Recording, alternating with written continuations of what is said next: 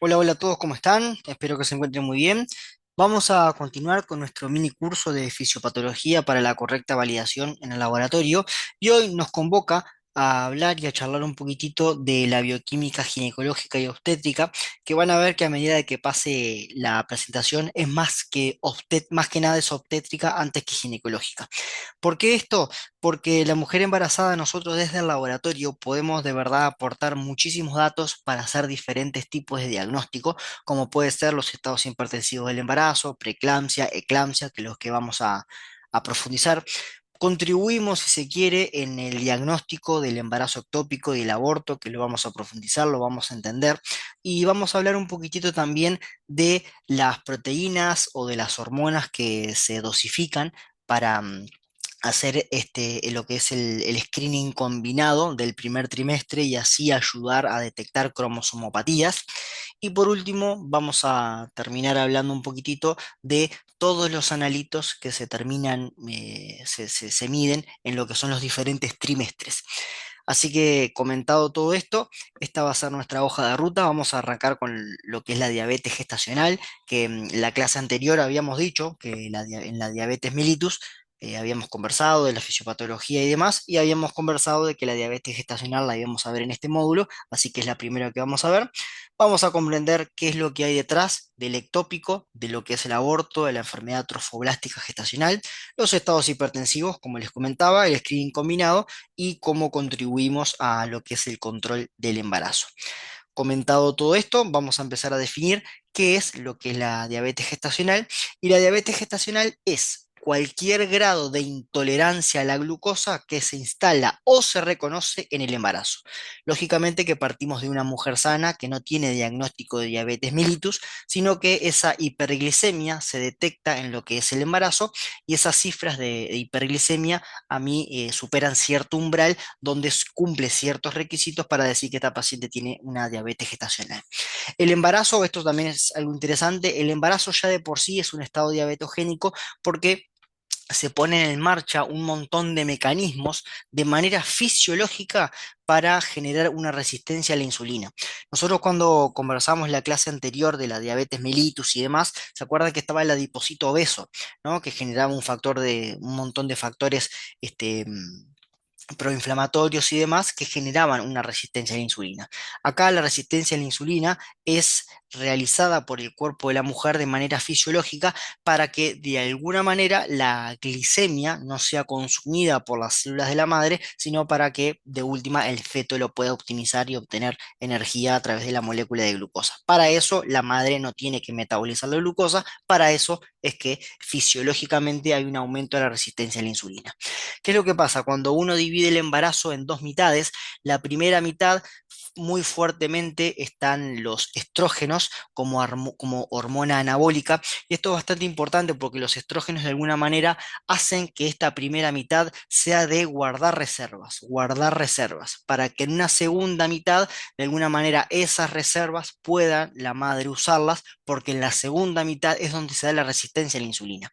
Entonces, con esa resistencia a la insulina, la madre no puede utilizar correctamente la glicemia. Por ende, es que empieza a utilizar estas reservas que generó en la primera mitad.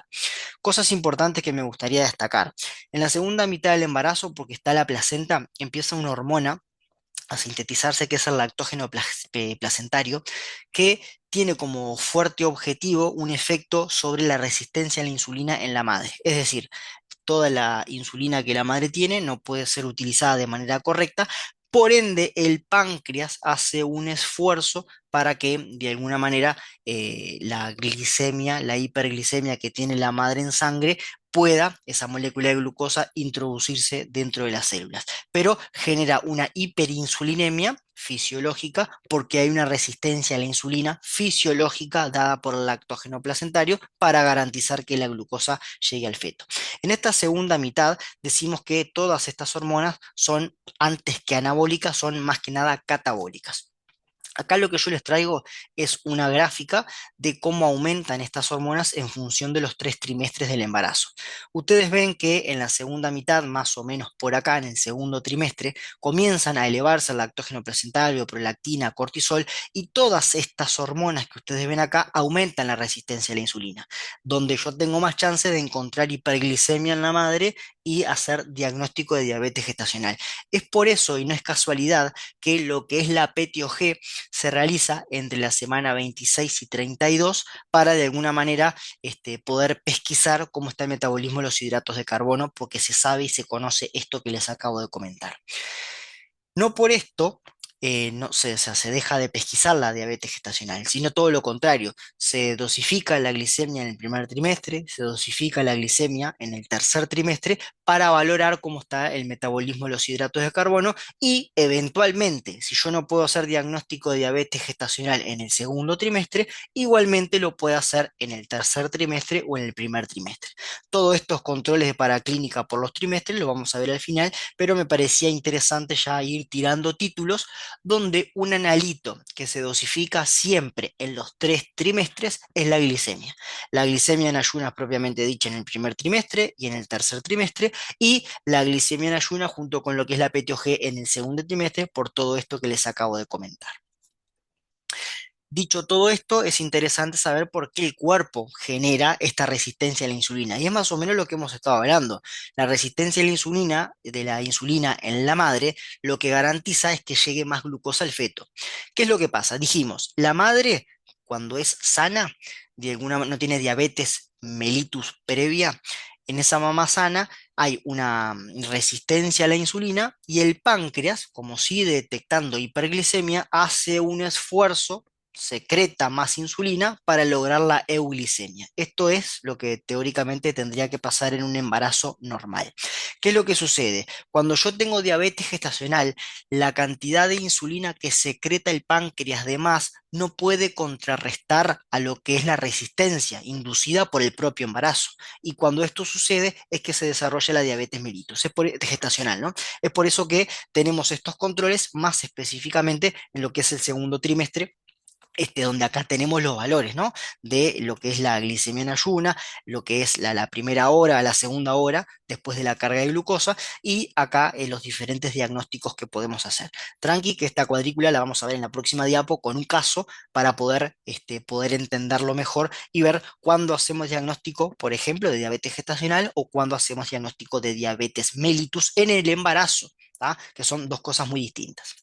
Ahora, ¿por qué es importante el diagnóstico de diabetes gestacional? Primeramente por dos cuestiones. La primera porque tiene un impacto directo en lo que es el recién nacido. Dijimos, la madre, como la secreción de insulina además no puede contrarrestar a la resistencia, tiene una hiperglicemia sostenida. Esa hiperglicemia sostenida, la molécula de glucosa pasa a través del cordón umbilical hacia lo que es el feto y el feto responde con una hiperinsulinemia. ¿Qué pasa? La insulina, voy a hacer zoom acá, la insulina tiene su receptor donde va a gatillar diferentes vías metabólicas, pero el receptor de insulina es muy parecido al receptor de la hormona de crecimiento, del IGF-1, ¿verdad? Que es un primo de la hormona de crecimiento. Entonces, ¿qué pasa? Como yo tengo una hiperinsulinemia, acá claramente este receptor se satura y el resto de la insulina va a un receptor híbrido y va al receptor de la hormona de crecimiento, gatillando todas las vías metabólicas de lo que es la hormona de crecimiento, ¿no? Como es la proliferación. Es por eso que cuando los recién nacidos nacen de manera macrosómica, pesan más de 4 kilos, son niños que se conocen como niños rugbyers. Y esto es un problema, porque la insulina no deja que se sintetice el surfactante pulmonar adecuadamente, entonces el alvéolo no se puede abrir completamente en la primera respiración. Y esto es un problema porque cuando el niño mete la primera bocanada de aire puede tener algún problema respiratorio. A su vez, plantear un parto vaginal es un poco complicado, incluso hasta la cesárea, si se quiere, es un poco difícil con estos nenes macrosómicos que los predispone a lo que son los traumatismos. Y hay algo muy interesante también que ¿Qué es lo que pasa? Cuando yo corto el cordón umbilical por acá, el suministro de glucosa hacia el niño cesa de manera repentina, pero él sigue con la hiperinsulinemia, que con el tiempo esa hiperinsulinemia va a seguir actuando, pero claro, el suministro de glucosa se cortó y esto lo predispone a lo que son las hipoglicemias.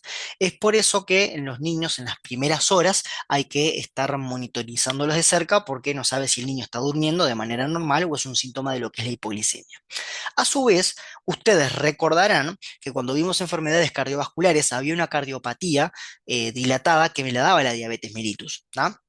Entonces, estos niños hay que, como han estado expuestos a grandes concentraciones de glucosa, pueden llegar a tener alguna afectación cardíaca donde es mandatorio empezar a realizar ecocardiogramas para valorar lo que es la función cardíaca en estos recién nacidos. Entonces, por un lado, es súper importante diagnosticar la diabetes gestacional, porque si yo detecto a una mujer en el embarazo con diabetes gestacional, instalo un tratamiento y me evito todo esto. Y por otro lado, la mujer que cursa una diabetes gestacional tiene todos los boletos para en un futuro ser diabética. Entonces, si yo logro diagnosticarla en el embarazo, puedo también montar una terapéutica para con esa persona para que la diabetes mellitus, si la desarrolle más lento. Entonces, es como que tengo dos frentes de ataque, es por eso que es importante el diagnóstico de diabetes gestacional. Acá lo que yo les traigo es diferentes casos van a ir apareciendo para que de alguna manera vemos qué tipo de diagnóstico hacemos. Acá tenemos una mujer de 28 semanas de edad gestacional que viene a la poli para hacerse una PTOG. Entonces entramos acá en esta cuadrícula del segundo trimestre. Tenemos que la glicemia en ayuno 0,90 es menor a 0,92, entonces es normal. Se le da la carga de glucosa y a la hora se obtiene sangre 1,75, donde sigue siendo normal, porque es menor a 1,8.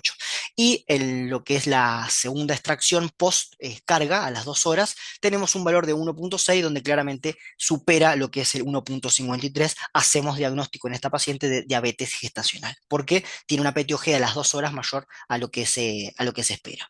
Este es el mismo correlato, pero una glicemia en ayunos de 1,15, donde ya claramente ni siquiera se sigue con la PTOG, porque esto ya me basta para hacer diagnóstico de diabetes gestacional. Y acá les traigo un tercer caso donde tenemos el mismo relato, una glicemia en ayuno que es normal, una glicemia a poscarga a la hora que es normal, pero a las 2 horas tengo un valor de 2,1 gramos por litro.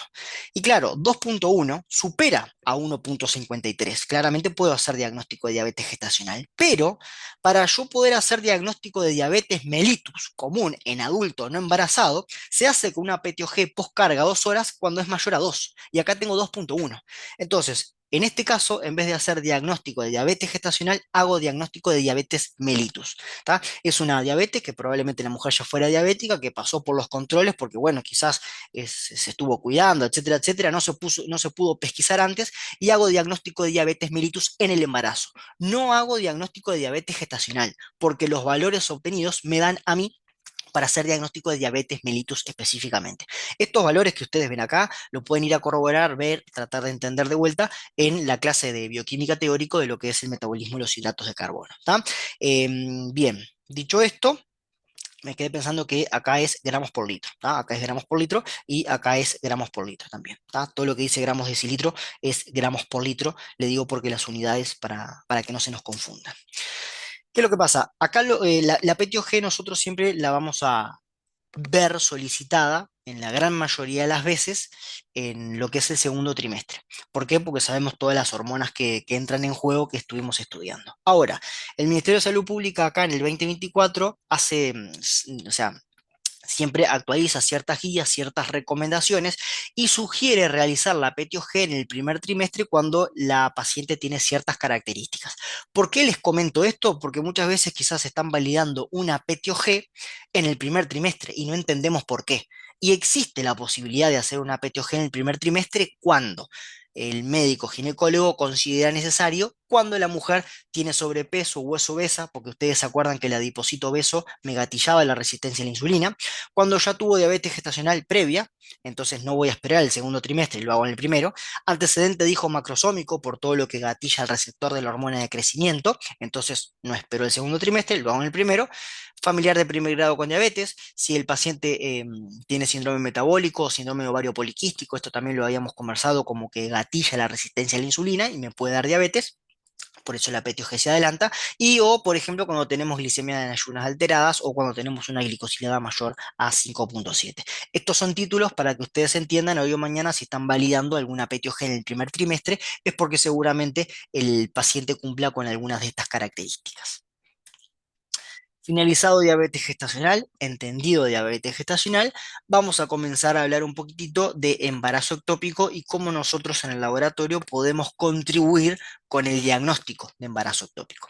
Primero que nada, tenemos que saber que el embarazo normal, llegado a término, más o menos son 40 semanas, y esto se los comento porque quizás en algún momento ustedes en las historias clínicas lean que las pacientes consultan por lo que es una genitorragia. Genitorragia es salida de sangre por los genitales. El tema es que salida de sangre por los genitales puede ser porque la sangre manifieste una lesión de lo que es la vagina o porque la sangre venga de lo que es el útero o de lo que es las trompas. Entonces, es mandatario saber para el médico si está lesionada la vagina o la sangre viene de lo que es el útero o posiblemente las trompas. Para saber eso es necesario colocar un espéculo y observar lo que es el cuello. Si la sangre sale por este orificio cervical externo, uno presupone y entiende que la sangre que la paciente manifiesta como genitorragia viene de lo que es el útero, viene por encima de este orificio cervical externo. Eso pasa a llamarse metrorragia. Entonces, una genitorragia debe confirmarse sí o sí si es una metrorragia. Si es una metrorragia, las pacientes embarazadas pueden tener metrorragias en cualquier parte del embarazo.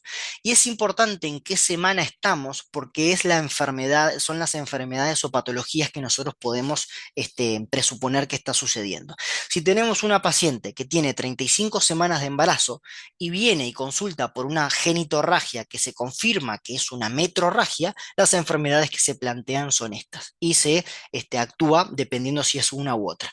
Ahora, si tenemos una paciente femenino de 10 semanas con una metrorragia, todo lo que se va a plantear en esta primera mitad o está cursando un aborto, o es un ectópico, o es una enfermedad trofoblástica gestacional, que todo esto es lo que nosotros vamos a empezar a profundizar ahora. Entonces, el aborto espontáneo, el ectópico y la enfermedad trofoblástica gestacional son patologías que se manifiestan por metrorragias en la primera mitad del embarazo. Insisto con esto, esto es un centro que les tiro porque vamos a leer en las historias, paciente femenino cursando 35 semanas y consulta por metrorragia. Entramos acá. No se nos ocurra plantear un aborto cuando tenemos 35 semanas de gestación.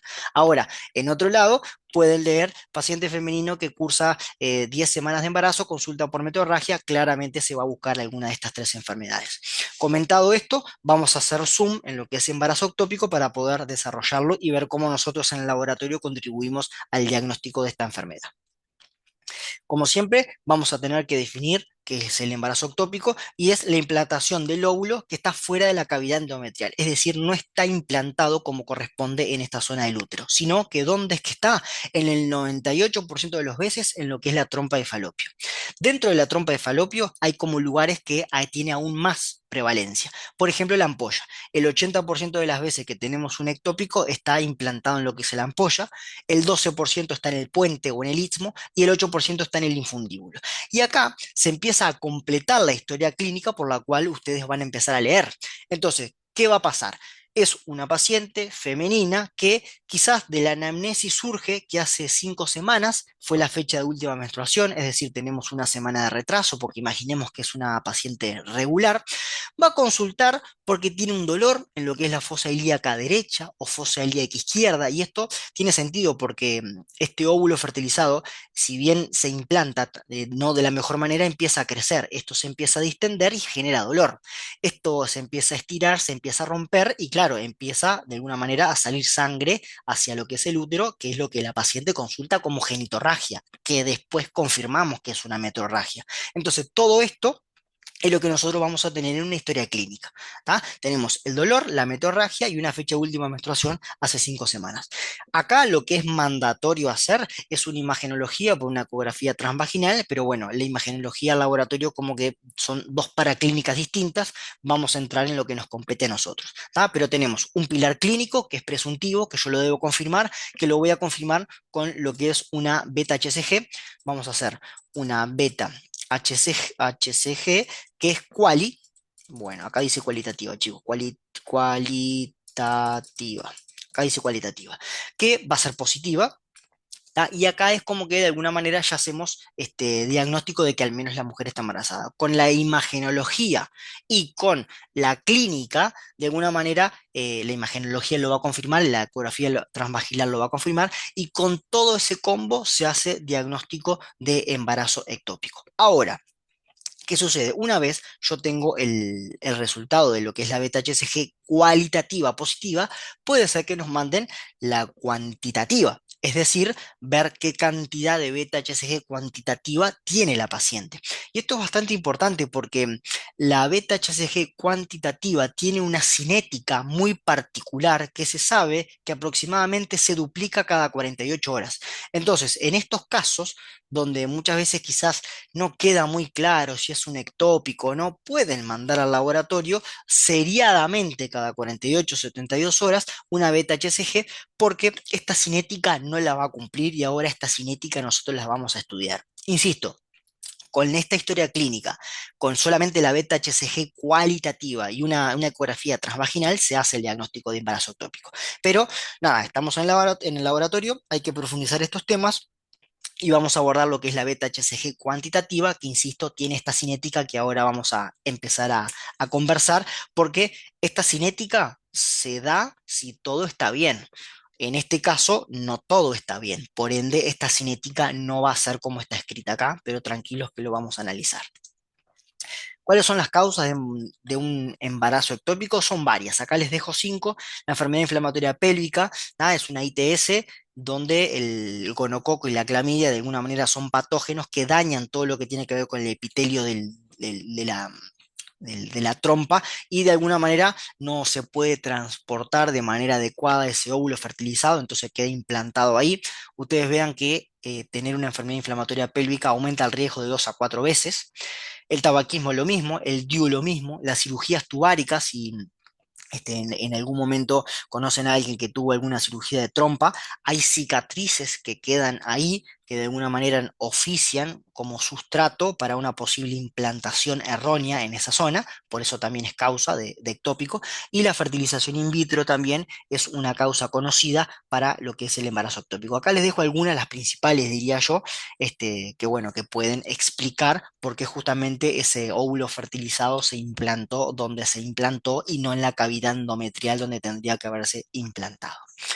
Comentado todo esto, vamos a hacer zoom un poquito y entender un poquito más de la cinética para ver cómo esta cinética cambia en lo que es el embarazo ectópico y así poder comprenderlo mejor.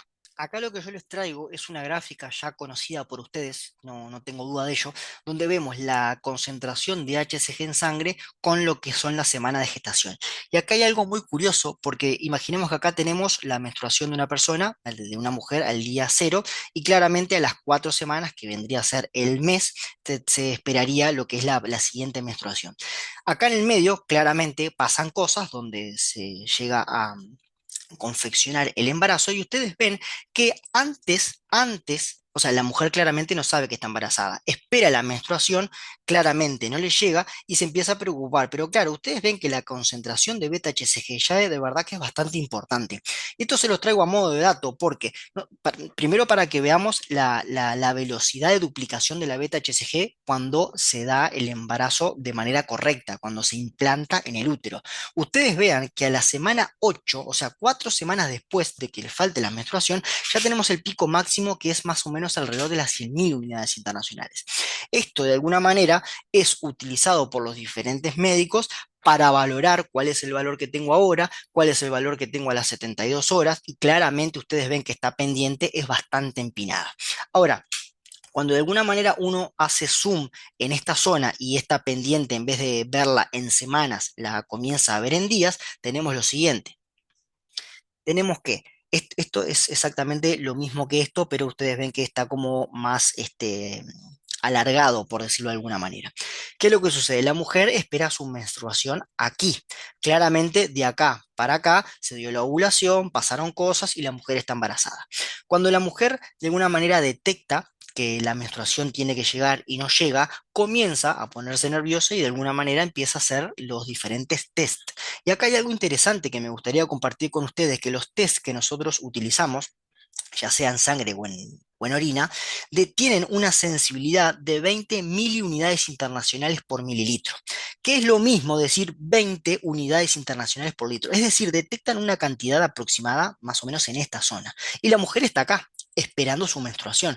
Claramente, en esta zona, la beta-HCG, los valores de beta-HCG en sangre son muy superiores a lo que detecta el test. Es por eso que me parece interesante compartir este inserto con ustedes, porque específicamente dice, la sensibilidad es de 20 miliunidades internacionales para la orina y suero y es capaz de detectar el embarazo tan pronto como un día después de la primera menstruación perdida. La primera menstruación perdida. Un día después de la primera menstruación perdida es acá. Claramente es súper capaz el test de detectar un embarazo porque detecta 20 unidades internacionales por litro. ¿Tá? Pero claramente la mujer no lo sabe hasta que de alguna manera se da contra el test que le da positivo. Esto es para desmentir muchas veces que, bueno, los test no son para nada confiables, cuando en realidad ustedes ven que sí, ¿no? Nosotros tenemos una mujer preocupada en esta semana, donde espera la menstruación, no llega la menstruación, ya la cantidad de beta-HCG que el cuerpo ya está generando, de alguna manera, supera ampliamente lo que es la sensibilidad de nuestro test.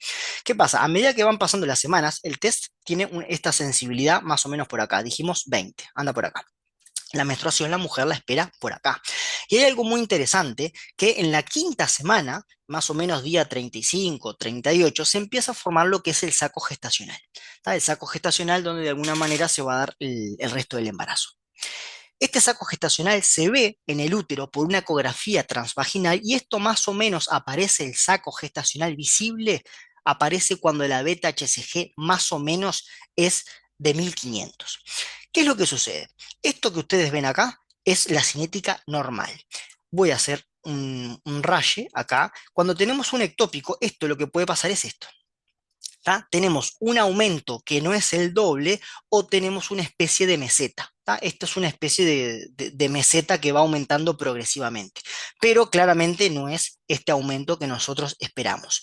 La beta-HCG seriada me sirve a mí para detectar esta meseta y de alguna manera ese diagnóstico presuntivo que estaba a la vuelta de ectópico lo puedo llegar a confirmar con esto. Pero no quiero dejar pasar este valor de beta-HCG con este hallazgo por ecografía transvaginal. Porque, ¿qué sucede? Muchas veces se utilizan los dos concomitantemente porque se hace la HCG seriada, se hace la eco transvaginal y ya se sabe que si yo tengo una beta-HCG, si la mujer embarazada tiene una beta-HCG de 1500, yo debo ver en el útero por ecografía transvaginal el saco vaginal. Entonces, si tengo una beta-HCG de 1500 y no veo saco gestacional en el útero, ¿dónde se está sintetizando esa beta-HCG? Estos dos métodos, ecotransvaginal con la beta-HCG de 1500, cuando no tengo saco gestacional en el útero, que yo ya lo debería ver, de alguna manera tiene una sensibilidad y especificidad muy, muy grande para hacer diagnóstico de embarazo ectópico. Porque, insisto con esto, con 1500 de beta, en el útero yo debo ver el saco gestacional por ecografía transvaginal. Si no lo veo, es porque de alguna manera está en otro lado. ¿Ah? ¿Dónde puede llegar a ser ese otro lado? La trompa. ¿Por qué? Porque dijimos que la gran mayoría de los ectópicos se daban en la trompa, específicamente en la ampolla.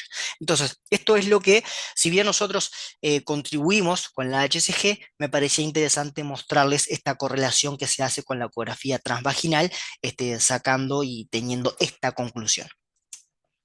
Entonces, Este es un dibujito donde creo que lo vimos la primera clase del dolor, donde justamente va a venir con un dolor la mujer en lo que es la fosa ilíaca izquierda y la fosa ilíaca derecha. Si es la fosa ilíaca derecha, uno puede presuponer, bueno, y capaz que acá está el apéndice también. Sí, es verdad, pero la apendicitis no me genera metrorragia ni genitorragia y el apéndice inflamado no tiene nada que ver con la fecha de última menstruación. Es por eso que ahí uno va empezando a descartar diagnósticos hasta justamente llegar al del embarazo ectópico. Vamos a comenzar a hablar sobre el aborto y la paraclínica alterada. El aborto, claramente, vamos a ver de vuelta la beta-HCG. Dijimos, en la primera mitad del embarazo, cuando yo tengo una metrorragia, puedo presuponer que el paciente está cursando un ectópico, un aborto o una enfermedad trofoblástica. En este caso, ya hablamos del ectópico, vamos a hablar del aborto. ¿Cómo se define el aborto? Pérdida del embarazo intrauterino antes de las 20 semanas, antes de las 20-22 semanas, ¿tá? En lo que vendría a ser la primera mitad del embarazo. Causas muchísimas. Las que se lleva el gran porcentaje son las cromosomopatías. Hay una genética incompatible con la vida, entonces se aborta lo que es ese embarazo. Hay otras causas también. Acá les traigo, por ejemplo, posibles defectos en el útero, donde de alguna manera la implantación no se puede hacer de manera adecuada. Síndrome antifosfolipídico, diferentes tipos de trombofilia, infecciones. Todo esto de alguna manera hace que no se pueda dar el anidamiento de manera correcta y la mujer termine abortando. Ya les digo, arriba del 90% es una cromosomopatía, una genética que es incompatible. Para poder entender un poquitito más, es necesario volver a lo que es la fisiología, ¿tá? No me gusta porque va a quedar un teórico largo, pero es necesario para poder comprender cómo se mueven las hormonas y qué es lo que nosotros vemos. Tenemos el eje hipotálamo hipófisis gonadal, donde de alguna manera bajan las hormonas, entre ellas la FSH de la hipófisis, que va a estimular a este folículo para de alguna manera hacer el folículo maduro, ¿no? De ahí el nombre hormona folículo estimulante. ¿Qué es lo que sucede? Este folículo se hace más grande y empieza a sintetizar estradiol. Este estradiol tiene dos efectos. Primero que nada, inhibir a la FSH, porque es como que dice, oh, yo ya estoy recontra maduro, no preciso estar más maduro. Y por otro lado, vuelve a estimular a la hipófisis para que de alguna manera empiece a sintetizar LH. Voy a ir un poquitito para atrás porque fui muy rápido. Acá, esto es lo que les acabo de contar, lo van a mostrar acá las hormonas. Entonces, vamos a analizar los diferentes colores. El estradiol empieza, acá tenemos, al inicio del ciclo, esto en realidad viene con el ciclo anterior, ¿no? La FSH empieza a subir, que es lo que ustedes ven acá, empieza a subir, estimula al folículo para que se sintetice estradiol, por eso el estradiol ustedes ven que sube, y este estradiol hace la retroalimentación negativa para que la FSH caiga, por eso que ustedes ven que cae, y a su vez estimula nuevamente a lo que es el sistema nervioso central, hipófisis, para que sintetice LH. Por eso tenemos el pico de LH, porque el pico de LH, ustedes recordarán que lo que termina generando es la ovulación, ¿tá? El pico de LH. Después, estas hormonas que ya cumplieron su tarea, es como que bajan su concentración. ¿Qué pasa? La LH que queda en sangre termina estimulando para lo que es la formación del cuerpo lúteo. El cuerpo lúteo, de alguna manera, es una forma de mantener viable el endometrio por si hay algún tipo de fecundación. Entonces, ¿cuánto tiempo dura este cuerpo lúteo más o menos? Y anda más o menos entre los 7 u 8 días. Este cuerpo lúteo, ¿qué es lo que va a sintetizar? Esto todo gracias a la LH, ¿no? Que tuvo su pico, se dio la ovulación y mientras la LH baja, de alguna manera estimula, ¿tá? Para que el cuerpo lúteo se mantenga vivo, por decirlo de alguna manera, y este cuerpo lúteo empieza a sintetizar estradiol y progesterona. Entonces ustedes ven que el estradiol empezó a bajar, pero vuelve a subir. Y este color amarillo, voy a ir para atrás, es la progesterona, que claro, en un primer momento no estaba siendo partícipe, pero ¿dónde empieza a participar? En lo que es la fase luteínica. ¿Está? ¿Qué es lo que sucede? Como no hay embarazo, de alguna manera esta LH llega a valores muy bajitos, no puede sostener el cuerpo lúteo y de alguna manera el cuerpo lúteo regresa, se llama, y deja de sintetizar estradiol y progesterona, que ustedes lo ven como una caída de estas hormonas. Esto es lo que pasa en la fisiología. Lo pueden ir a ver al teórico de bioquímica Hormonas, que es un teórico de 3 horas, porque hablamos de todas las hormonas y esto lo pueden ver como más profundo.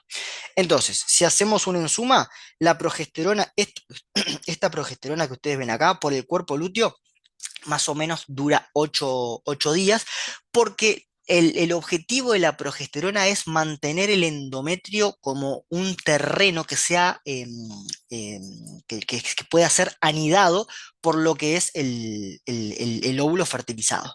¿Tá? Cuando de alguna manera ya cae la progesterona, se da toda la descamación del endometrio y viene lo que es la menstruación.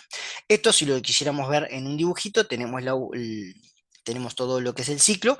La progesterona en los primeros 14 días como que de verdad no se eleva mucho, se eleva en lo que es del día 14 después de la ovulación hasta el 28, y como no hay implantación, cae la concentración de progesterona. Ahora, la pregunta es, ¿qué pasa si hay implantación? Ustedes saben bien que en el desarrollo embrionario hay una estructura que se llama sincitio trofoblasto, que lo vamos a ver ahora, que que va a terminar formando la placenta, pero que en un principio no es placenta todavía y empieza a sintetizar HCG. ¿Qué pasa? La HCG, en definitiva, ¿qué es lo que termina estimulando al cuerpo lúteo? Porque la LH en algún momento va a caer. La LH va a caer, y si cae la LH, este cuerpo lúteo regresa. ¿Qué pasa? La HCG, que se sintetiza por el citocitrofoblasto, es como que rescata al cuerpo lúteo y hace que siga sintetizando progesterona, progesterona, progesterona, progesterona. ¿Por qué? Porque si hubo implantación, yo necesito que la progesterona me prepare el endometrio para que la anidación se dé correctamente. Y acá hay algo muy interesante. ¿Por qué la HCG es capaz de rescatar a lo que es el cuerpo lúteo? Porque comparte un 80% de homología con lo que es la LH. Es por eso que la HCG de alguna manera es tan eficaz rescatando el cuerpo lúteo para que siga sintetizando progesterona y para que en definitiva prepare a ese útero para la implantación. Hace un montón de cosas, acá se las dejo para que ustedes lo lean. ¿Por qué todo este cuento? Bueno, acá ustedes van a ver que en realidad la progesterona después no cae y el estradiol tampoco, sino que cuando la HCG rescata al cuerpo lúteo, lo que ustedes ven es que en vez de que cae, esto sigue para arriba. ¿Por qué todo esto? Porque cuando de alguna manera se empieza la cascada de lo que es el aborto, estas hormonas empiezan a jugar otro rol, que es lo que vamos a tratar de entender ahora. Si hay implantación embrionaria, entonces tenemos que esto, los primeros 14 días es igual, pero en el segundo, del día 14 al día 28, los niveles de progesterona se mantienen. ¿Cuál es la cadena de eventos que desencadena un aborto? Bueno, primero que nada, puede haber algo acá que ya estuvimos hablando. Puede ser una cromosomopatía, puede ser un síndrome antifosfolipídico, puede ser defectos en el útero. Algo pasa que la implantación no se da correctamente, por ende la HCG por el sincitio trofoblasto no se puede de alguna manera sintetizar de manera correcta. Entonces yo tengo una implantación débil donde me da una beta HCG positivo, pero claro, la implantación es tan débil que el sincitio trofoblasto, por las causas que hablamos, no se logra implantar bien. Da para que me dé un test de HCG positivo, porque dijimos que la sensibilidad del test es muy bajita, pero claro, no me da para rescatar el cuerpo lúteo. Entonces, ¿qué pasa? El cuerpo lúteo regresa, me cae la cantidad de progesterona y se me desprende el endometrio. Y acá tenemos el aborto espontáneo. Es decir, tenemos un decolamiento de lo que es el endometrio, y la mujer va a consultar por justamente una, en principio, genitorragia, que a la especuloscopía se va a confirmar que es una metrorragia. Pero lo que hay detrás de otra metrorragia es esto que les acabo de comentar. Hay algo, una causa de la que ya hablamos, que me da para hacer diagnóstico de embarazo. Esta HCG no es suficiente para rescatar el cuerpo lúteo, cae la progesterona, aborto espontáneo. Tenemos que saber que nosotros desde el diagnóstico de aborto es clínico, es decir, con síntomas y signos, el médico puede llegar a hacer el diagnóstico de aborto. Nosotros, la beta HCG, de alguna manera la utilizamos, porque si tenemos la gráfica, yo no sé si vuelve a aparecer la gráfica, no me acuerdo, por eso la voy a dibujar acá. Tenemos la concentración de HCG y acá eran lo que eran las semanas, ¿no? Las semanas de embarazo. Dijimos que era una cosa así, ¿no? Esto es bien casero, chicos. Entonces, en el ectópico dijimos que la cuestión era una cosa así. Ahora, esto es el embarazo normal y esto es el embarazo ectópico. Ahora, cuando yo tengo un aborto, claramente no tengo sincito trofoblasto que me siga generando la HCG, entonces esto si en algún momento subió cae. ¿Tá? Así es lo que es el aborto espontáneo, que de alguna manera nosotros podemos contribuir a su diagnóstico desde el laboratorio. Pero sepan que muchas veces no se pide la cuantificación de HCG para aborto espontáneo porque es un diagnóstico clínico. Y a su vez, la parte clínica es complementada con la imagenológica que justamente ve la cavidad propiamente y o puede observar qué es lo que hay dentro de ella. Entonces, en ese sentido, nosotros contribuimos. No de manera importante, pero bueno, estamos estudiando laboratorio y hay que saber por qué se piden las cosas. Sigamos con esto. Entonces tenemos que frente a una mujer que tiene una metrorragia en la primera mitad del embarazo, es mandatorio una eco transvaginal para ver qué es lo que hay ahí. A ver cómo está la local, dónde está, si sigue intrauterino, si hay restos embrionarios en la cavidad uterina o hay restos embrionarios en lo que es la vagina, eso ya me habla de un aborto espontáneo completo. Eventualmente, si el embarazo es viable, me habla, también me da una idea de la edad gestacional, me habla, también me da pistas sobre cómo están los latidos cardíacos y demás.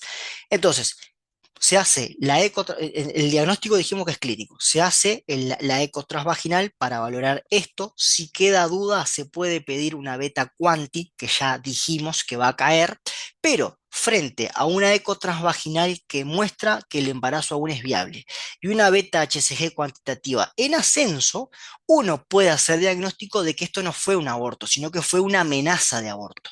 No llegó a abortar. ¿Por qué no fue un aborto completo? Porque la beta HCG sigue en ascenso y la eco transvaginal sigue viendo que el embarazo es viable.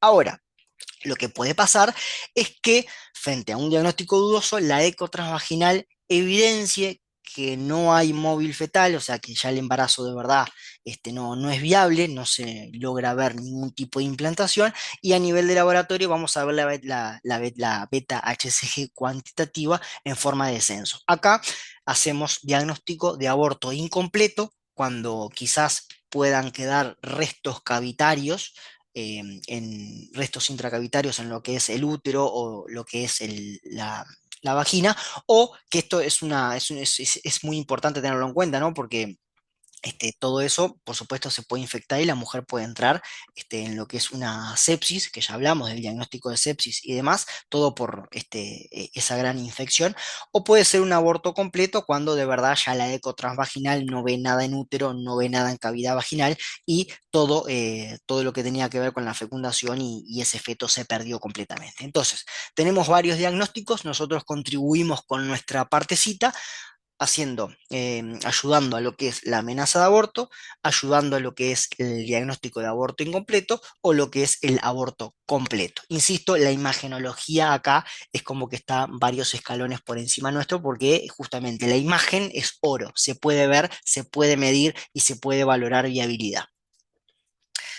Completado aborto y paraclínica alterada, vamos a continuar nuestro recorrido por lo que es la enfermedad trofoblástica gestacional. Esta enfermedad, vamos a ver que también las manifestaciones clínicas por la cual la paciente consulta es por una metrorragia en la primera mitad del embarazo, como la que hemos estado discutiendo. La enfermedad trofoblástica gestacional es un tema que se puede llamar, es una enfermedad de los tumores placentarios, que dependiendo de la anatomía patológica puede ser un tumor benigno o un tumor maligno. Es decir, hay una proliferación anormal del tejido trofoblástico, que ahora vamos a ver un poquitito las partes de lo que es el blastocisto, del desarrollo embrionario, qué es lo que se implanta y demás. Pero pasa algo, que vamos a ver qué es lo que pasa, para que haya una proliferación excesiva y en definitiva termine formándose tejidos trofoblásticos benignos o malignos, que insisto, esto después va a corroborarlo si es benigno o maligno, lo que es la anatomía patológica.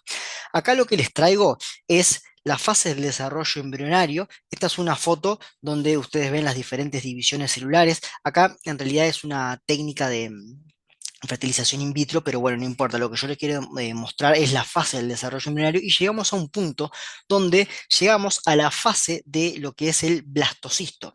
Cuando uno empieza a ver las partes de este blastocisto, que es todo esto, se da cuenta que tiene una cáscara de células, por decirlo así, de alguna manera, por fuera, que se llama trofoblasto, que va a ser el que luego se llame sincito trofoblasto, el que sintetice la HCG y luego la placenta. Tiene una masa celular interna y tiene una cavidad blastocística. ¿Qué pasa? En el embarazo normal, el blastocisto se implanta, forma placenta y el desarrollo se da de manera adecuada. En la enfermedad trofoblástica gestacional, la implantación, pasan cosas, que ahora vamos a ver qué es lo que sucede, y se da una proliferación totalmente excesiva de este blastocisto, lo que termina generando diferentes vesículas. Esto en la vida normal se ve una cosa así, es todo placenta. Ustedes ven que es todo placenta y de verdad que esto ya no es viable para nada. Como es todo placenta y la placenta sintetiza HCG, ustedes ya podrán presuponer qué es lo que pasa con esta gráfica. Esta es la gráfica normal. Si esto es todo placenta y la placenta dijimos que sintetiza la HCG, ustedes van a entender por qué en lo que es la enfermedad trofoblástica los valores de HCG superan el millón. Cuando esto pasa por una metrorragia en la primera mitad del embarazo, con una HCG mayor a un millón, ya claramente estamos frente a una enfermedad trofoblástica. Por supuesto, insisto, esto es un pilar de los tantos que utilizan los médicos para hacer diagnóstico de enfermedad trofoblástica. También la imagenología tiene una imagen característica como panal de abeja, se dice que es así cuando uno lo ve por la ecografía, que también es muy sugerente de lo que es la enfermedad trofoblástica. Pero a nivel de laboratorio nosotros tenemos este valor de beta HCG que de verdad es muy alto, sabiendo que lo máximo sucede a las 8 semanas y es de 100.000. Acá tenemos concentraciones que superan el millón. Eso es lo que les acabo de comentar. Ahora, hay que entender por qué. ¿Por qué sucede esto? Bueno, hay, sí, hay una causa. El tema es así. El origen claramente es genético. Por un lado pasa que el óvulo está vacío. Entonces, claro, cuando solamente penetra el espermatozoide, solamente la carga genética es puramente paterna. Entonces, todo esto, este desbalance de este óvulo vacío con la carga puramente paterna por el espermatozoide que ingresó, hace que se genere un crecimiento desproporcionado y ustedes puedan ver esto que está acá. Esto pasa en lo que es la mola hidatiforme completa. Lo que sucede en la mola hidatiforme parcial, también hay un tema de cromosomas que en lugar de haber 46, tiene 69 cromosomas. Esto pasa porque tenemos un óvulo que aporta 23, pero tenemos el problema de que hay dos espermatozoides que al mismo tiempo ingresaron ese óvulo aportando en vez de 23, 46, sumados a los 23 que tiene el óvulo, tenemos los 69, o puede ser también porque tenemos un espermatozoide que es diploide, o sea que tiene doble carga genética, también haciendo que en total ese ADN aumente su valor. Todo esto, en definitiva, termina siendo un aumento de carga paterna, por si lo queremos ver de alguna manera, generando esta proliferación excesiva de lo que es la placenta. Vamos a continuar con los estados hipertensivos del embarazo. Son estados donde justamente la hipertensión es la vedette y esa hipertensión, cuando no se controla, puede llegar a traer consecuencias bastante importantes para el binomio madre-hijo. Decimos que la mujer está cursando un estado hipertensivo del embarazo cuando tiene valores de presión arterial separadas entre 6 horas, de 4 a 6 horas entre sí, mayores a 140/90. Cuando la mujer tiene dos valores superiores a esto que ustedes ven acá, decimos que está cursando un estado hipertensivo del embarazo. Ahora, este estado hipertensivo del embarazo puede ser, eh, con más estudios, yo puedo decir que es una hipertensión gestacional propia de la gestación. Puede ser que la paciente ya tenga hipertensión, ya venga al embarazo con hipertensión, puede ser que yo encuentre en los estudios de laboratorio ciertos valores que me hagan decir que la paciente está cruzando una preeclampsia y cuando pasan ciertas manifestaciones clínicas, la paciente pasó de preeclampsia a eclampsia. Lo que nosotros vamos a profundizar son estos dos estadios hipertensivos del embarazo, porque son eh, muy importantes en el diagnóstico, porque hay pérdida de bienestar materno-fetal y nosotros en el laboratorio de alguna manera contribuimos con los resultados para hacer diagnóstico de preeclampsia. ¿Qué es lo que sucede? ¿Por qué se generan los estados hipertensivos del embarazo? Nosotros tenemos el blastocisto que se va a implantar y va a formar la placenta. Si yo hago un zoom acá, me encuentro que de este lado tengo placenta, de este lado tengo pared y de este lado tengo miometro. Es decir, de acá está la madre y de este lado está el feto. ¿Qué pasa? El sincito trofoblasto, para que de alguna manera la placenta se perfunda correctamente, hay unas arterias espiraladas que tienen que perder esta capa muscular para que de alguna manera el flujo de sangre, desde lo que es la flujo y una baja resistencia. Si ustedes recuerdan, vimos una fórmula nosotros donde el flujo, que lo representamos con la G, dependía de la presión y de lo que son las resistencias. Lo que está haciendo en este caso el sincitio trofoblasto es, al bajar la resistencia, me aumenta el flujo. Yo creo que hasta ahí estamos bien. ¿Qué es lo que sucede? Esto es lo que sucede normalmente, lo que tiene que pasar normalmente. Esto más o menos pasa entre la semana 16 y 20 de embarazo. En los estados hipertensivos del embarazo, esto no se da correctamente, el sincitio trofoblasto no puede eliminar la capa muscular de lo que son las arterias espiraladas, entonces claro, esta capa muscular aumenta la resistencia, entonces si me aumenta la resistencia me cae el flujo. De este lado, claro, al no llegar flujo, no se perfunde bien la placenta. Al no perfundirse bien, entra en isquemia. Y acá empiezan a morir células, células propias. ¿Se acuerdan cuando nosotros hablamos de los dumps, que eran todo lo que tiene que ver con patrones moleculares asociados a daño? De este lado se genera una inflamación estéril, porque no tengo patógeno, pero esta inflamación es gatillada por todos estos mediadores inflamatorios, como son los DAMPs. ¿Ah? Acá, a su vez, se ponen en marcha ciertos mecanismos como el aumento de la coagulación, el aumento del sistema nervioso simpático, el aumento de sustancias vasoconstrictoras, todo porque de este lado hay isquemia. Y claro, de este lado, que está la madre, de alguna manera se encuentra con cierta resistencia y toda esta presión que tiene que ir hacia lo que es la placenta para garantizar un flujo confiable, toda esa presión va para atrás. Entonces, la madre comienza con una presión arterial elevada, una presión arterial elevada, y esto tiene implicaciones bastante importantes, porque una presión arterial elevada, porque tengo las resistencias placentarias aumentadas, hacen que lo primero que sufra es el riñón. Tengo un barotrauma acá que lo que me termina generando es el desprendimiento de podocitos y proteinuria. A su vez, como yo tengo una vasoconstricción generalizada por todos los mediadores y los dumps que se pusieron en marcha, esa vasoconstricción hace que el cerebro se perfunda menos, la mujer empiece con dolor de cabeza, con alteraciones visuales, el riñón se perfunda menos, entonces meto una ira prerrenal con un aumento de la crea y caída del filtrado, y claro, el corazón tiene que hacer más fuerza para ganarle a la hipertensión. Lógicamente, si yo hago más fuerza, estoy tratando de reclutar más soldados. Esto puede ser un problema porque puede ser gatillo para infarto, puede ser gatillo para insuficiencia cardíaca, o como ya vimos nosotros, cuando yo tengo una gran resistencia en lo que es el sistema mayor, puedo generar un edema agudo de pulmón, porque toda la sangre del ventrículo izquierdo pasa a la aurícula izquierda y ahí va todos los capilares del pulmón.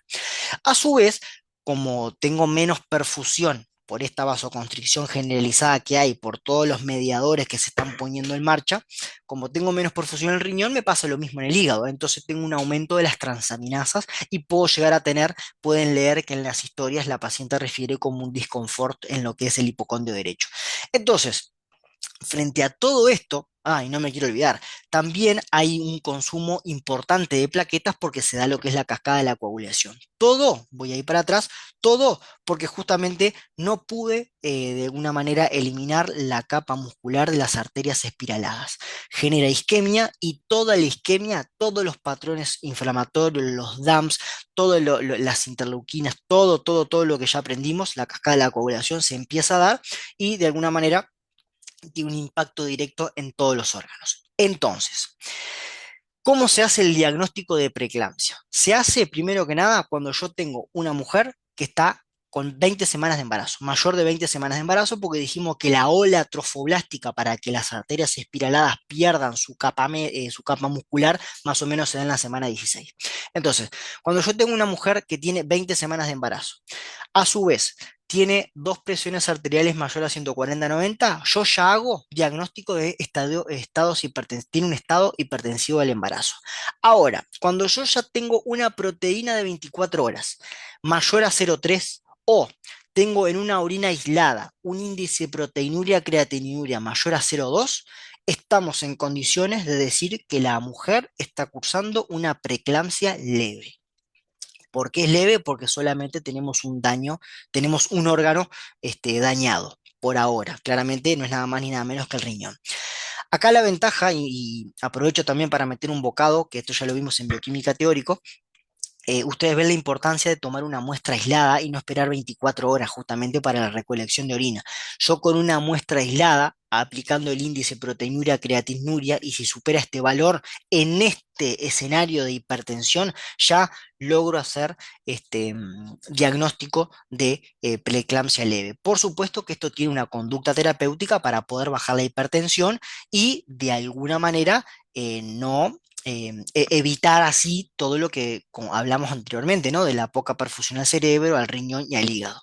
Ahora, yo puedo aún hacer diagnóstico de preeclampsia sin la proteinuria, porque sabemos muy bien que la proteinuria es intermitente, pero puede haber otros daños que yo los evidencio desde el laboratorio, como por ejemplo la plaquetopenia. Yo puedo sacar sangre en hemograma y si tengo menos de 100.000 plaquetas, estoy frente a una paciente que está cursando una preeclampsia severa, porque ya se empezó a dar lo que es el consumo plaquetario.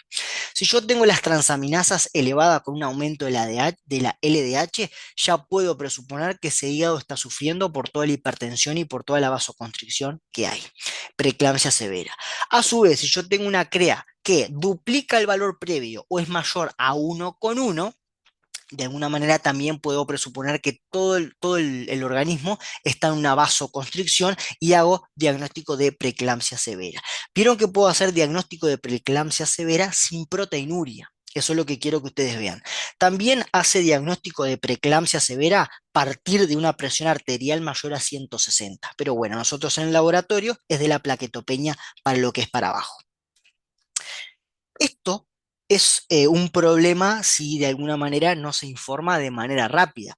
¿Por qué? Porque todo esto que ustedes ven acá es gatillado por una vasoconstricción, por un vasoespasmo. Ahora, si se perfunde el cerebro en menos, de alguna manera puede empezar la mujer con convulsiones y ahí pasamos de preeclampsia a eclampsia. Esto es aún un problema mayor. Ahora, ¿cómo es que se trata de minimizar el pasaje de la preeclampsia a la eclampsia o cuando la mujer ya tiene convulsiones, es decir, que ya está en la eclampsia? Se da sulfato de magnesio. Y es por eso que ustedes van a notar, si están en el laboratorio, que muchas veces en una mujer embarazada, cada cierta cantidad de horas, mandan la dosificación de magnesio. Y es lógico, porque el magnesio que se usa para minimizar la eclampsia y para evitar el pasaje de la preeclampsia a la eclampsia, este sulfato de magnesio es tóxico. Y ustedes ven que acá yo les dejo los valores de referencia de lo que es el magnesio en miligramos de cilitro, y es tóxico porque eh, tiene pérdida de reflejos, deprime lo que es el centro respiratorio y puede generar paro cardíaco. Por supuesto que a valores sumamente muy elevados con respecto al límite superior, pero sepan que si tenemos enfrente una mujer embarazada y nos están enviando para cuantificar la magnesemia, es porque probablemente estemos en un estado o de eclampsia o de preeclampsia severa y queremos evitar la eclampsia. Para ello se da el sulfato de magnesio y están de alguna manera intentando dosificarlo seriadamente para ver en qué niveles están, para que justamente no sucedan todos estos efectos adversos que ustedes ven acá. Hablamos de preeclampsia y hablamos de eclampsia. La preeclampsia y la eclampsia se hacen cuando la mujer está en la segunda mitad del embarazo, esto yo creo que quedó claro, y tiene una presión arterial elevada. En el caso de la preeclampsia, lo hacemos diagnóstico de preeclampsia cuando tenemos una proteinuria o daño de órgano blanco como es riñón, hígado o diagnóstico de eclampsia cuando ya tenemos las convulsiones. El diagnóstico de hipertensión crónica es una mujer que tiene una presión arterial elevada antes de las 20 semanas. ¿Y qué sucede? Acá ya podemos presuponer que la mujer ya es hipertensa, porque justamente la preeclampsia y la eclampsia se dan después de las 20 semanas, porque yo no puedo romper lo que es la media, la capa muscular de lo que son las arterias espiraladas, ¿tá? Que justamente pasan la semana 16 a 20. Entonces, si yo tengo una hipertensión antes, lógicamente es porque ya la persona ya la trae. Y tenemos lo que es la hipertensión gestacional, que es un estado hipertensivo del embarazo, pero que no tiene ni proteinuria, si no haríamos diagnóstico de preeclampsia, ni daño de cualquier otro órgano blanco, si no haríamos diagnóstico de preeclampsia severa. ¿Tá? Es una hipertensión gestacional dada por la propia gestación, pero que aún no ha sufrido ningún órgano. Por supuesto que si en breve aparece proteinuria, hago diagnóstico de preeclampsia. Si en breve aparece daño en alguno de los órganos, como vimos, riñón o hígado, hago diagnóstico de preeclampsia severa o con plaquetopenia, ¿verdad? Ahora, esto se puede complicar porque aquella persona que de alguna manera es hipertensa crónica y vamos cuantificándole la proteinuria en esta, o detectamos que en exámenes de orinas no tiene proteinuria y en la semana 20 mete una proteinuria, podemos presuponer que la persona tiene una hipertensión arterial crónica con preeclampsia sobreagregada. Porque antes era solo hipertensa, no tenía proteinuria. Pasa la semana 20 y empieza a agregar proteinuria, yo ya tengo diagnóstico de preeclampsia. Y como era hipertensa crónica, tengo una hipertensa crónica con preeclampsia sobreagregada. ¿Tá?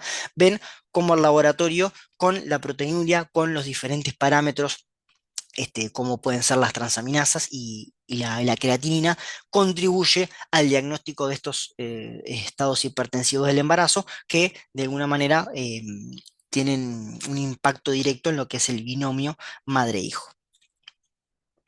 Vamos a hablar dos palabras de lo que es el screening combinado del primer trimestre. El laboratorio tiene la capacidad de medir ciertas hormonas y dependiendo de la concentración de esas hormonas, participa activamente o ayuda o contribuye al diagnóstico de lo que son las cromosomopatías, como el síndrome de Down, la trisomía 18 y la trisomía 21.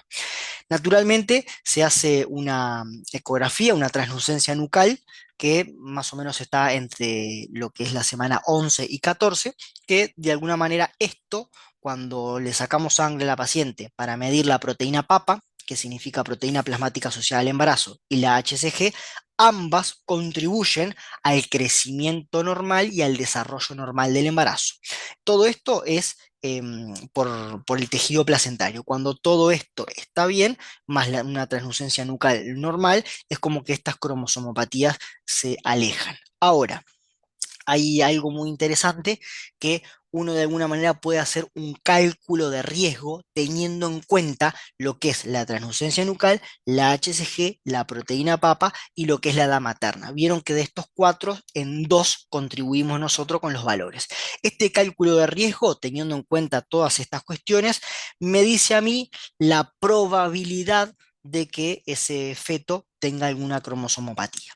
Por supuesto que esto es un test de screening y esto debe ser confirmado con técnicas más específicas, punción de líquido amniótico, quizá biopsia de lo que son las vellosidades coriales y demás. Esto es como un screening que se tienen en cuenta estas cuatro cuestiones. Entonces, ¿qué es lo que pasa? Nosotros tenemos acá la concentración de la proteína beta-HCG y la concentración de la proteína papa. ¿Qué pasa? Bien, no son concentraciones propiamente dicho, sino es cuánto yo me separo de lo que es la mediana. ¿Tá? No vamos a entrar en esto, porque es más complicado, pero lo que yo quiero que ustedes vean es que cuando yo tengo una concentración de proteína papa menor a lo que es la mediana y una concentración de beta HCG menor a lo que es la mediana, esto es característico de la trisomía 13 y 18. Ahora, cuando yo, por ejemplo, estoy acá arriba, tengo una disminución de lo que es la proteína papa, estoy de este lado de lo que es esta línea. Estoy de este lado, pero tengo un aumento de lo que es la HCG, esto es característico del síndrome de Down. ¿Ah? Es característico, después insisto con esto, hay más estudios específicos para poder hilar más fino.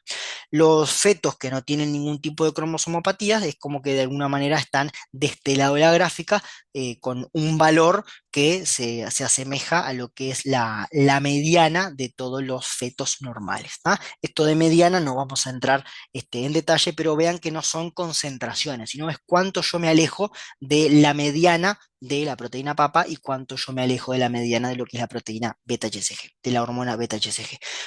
Correlacionando estas dos hormonas, puedo de alguna manera presuponer o dar un porcentaje de riesgo para estas trisomías. A su vez, eh, esto antiguamente, ¿por qué se llama screening combinado? Esto es un poco de historia. Acá nosotros podemos hacer este screening combinado con la edad materna y estas dos proteínas, estas dos hormonas. La tasa de detección es el 60. Solamente la translucencia nucal tiene el 60, pero justamente el screening combinado es del 85 al 96%.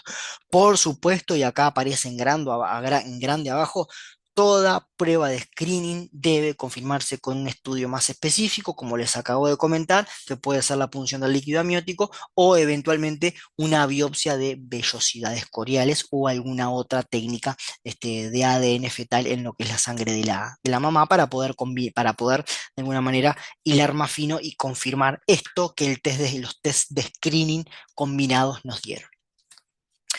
Vamos a hablar dos palabras de lo que son los controles paraclínicos en los diferentes trimestres.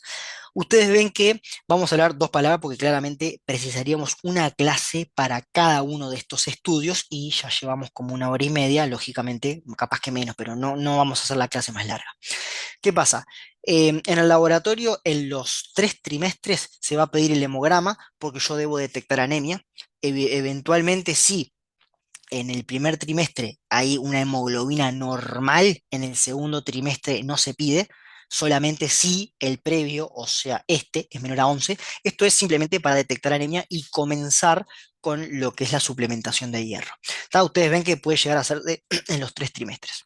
La glicemia basal como glicemia basal sola, aislada, se va a hacer en el primer trimestre y en el tercero, porque en el segundo trimestre nosotros tenemos la PTOG. ¿Se acuerdan que la PTOG se daba en el segundo trimestre? La PTOG se hace en el primer trimestre solamente si hay factores de riesgo, como los vimos, no se hace en lo que es el tercer trimestre, y esto es para el diagnóstico de diabetes gestacional y acá también para el diagnóstico de diabetes gestacional, debería decir acá barra diabetes mellitus. Acá también vamos a hacer así para que esto no nos quede completo. Vamos a poner acá, esto es diabetes gestacional o diabetes mellitus y acá tenemos diabetes gestacional barra diabetes mellitus. Así nos queda. El urocultivo, ¿por qué el urocultivo es necesario? Bueno, el urocultivo, nosotros sabemos que existe algo que se llama bacteriuria asintomática, donde la mujer está colonizada por ciertas bacterias, pero es necesario em, iniciar tratamiento antibiótico porque la bacteriuria asintomática puede gatillar lo que es la prematurez. Entonces se hace un urocultivo por mes porque eventualmente si hay colonización se debe tratar. Lo que es la búsqueda de sífilis se hace en los 3 trimestres porque justamente quiero evitar lo que es la sífilis congénita, que ustedes van a ver en inmunología, que es tiene muchos efectos cuando el treponema invade al feto en las primeras semanas. Es de verdad que es un problema. El HIV justamente se hace también en los 3 trimestres por transmisión vertical. Lo que es la toxoplasmosis, dependiendo si es IgG o IgM, es si se repite o no. Si la mujer en el primer trimestre tiene una IgG positiva, es decir, ya está inmunizada, no tendríamos que hacerle otra IgG el resto de los trimestres, pero si de alguna manera no tiene ni IgG ni IgM, tendríamos que repetírsela para ver si hay seroconversión y así evitar una toxoplasmosis congénita. Lo que tiene que ver con la hepatitis B se pesquisa al inicio y al final, la hepatitis C solo al inicio, Chagas al inicio, La proteína papa, como las habíamos comentado en el screening combinado junto con la beta, se hace al inicio. El exudado recto vaginal para la búsqueda del estrepto agalactiae se hace en el tercer trimestre, en lo que es la semana 35, porque si la mujer está colonizada por el estrepto del grupo B o agalactiae y se da el parto por parto vaginal, de alguna manera el recién nacido toma contacto con esta bacteria y puede desarrollar meningitis, que claramente es lo que uno no quiere. Es por eso que se busca en el tercer trimestre. Bien, creo que esta es la última. Sí, chicos, nos quedó una clase bastante larga, pero bueno, me parece que está buena, que está interesante. Cualquier cosa, me dejan algún comentario, lo que ustedes quieran, sugerencia, y bueno, yo los veo en la que viene. Saludos para todos.